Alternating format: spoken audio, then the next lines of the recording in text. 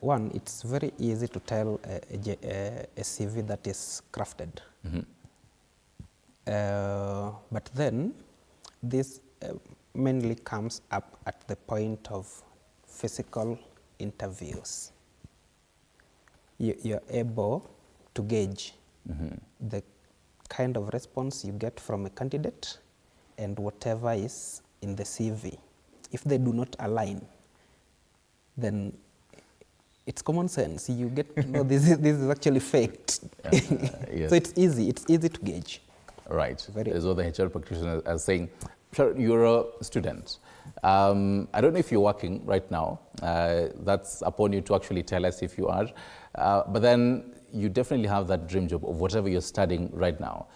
And you have that certain amount of salary. You was talking about the salary shock, where this person, after much consideration, and talking to his ancestors, akaona, no, I can't actually come to this particular job because of what I'm going to be paid.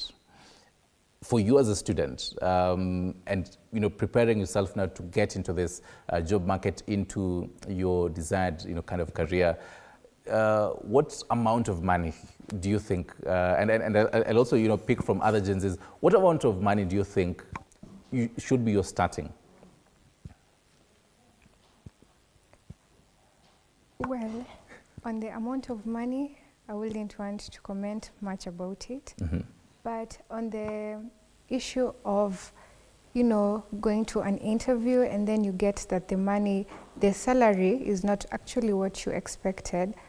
As a Gen Z, okay, I wouldn't do that myself. As Madam said, you walk into an interview and then you ghost somebody there. I don't think I'll be in a place to do that, but speaking for my fellow Gen Z, I feel like I have actually applied for a job before, so okay. I know. And as I applied for that job, I didn't apply for just one job. I had options. Okay. So the whole issue of you having options, I'll weigh this salary and this salary. At the end of the day, I will have gone to maybe 3 interviews that day.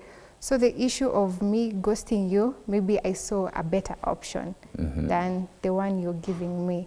Right. So as I walk into a job market, I won't just have one interview to go to. I have options. So that is where we get the cases of me ghosting you, because my expectations are not met. Yeah. So on that, and the reason I was asking about the whole amount X you probably want is because that's a question that you're going to be asked by your prospective employer. And they're asking you, okay, fine, your CV looks fantastic. Hii haikai ya ChatGPT, inakaa yako vizuri, you look qualified. So how much do you want? And you tell them figure X. But then for you, how should that conversation be? As a Gen Z, how would you want that conversation to go? Because, well, the employer has a certain amount put, and they don't want you to, go over beyond.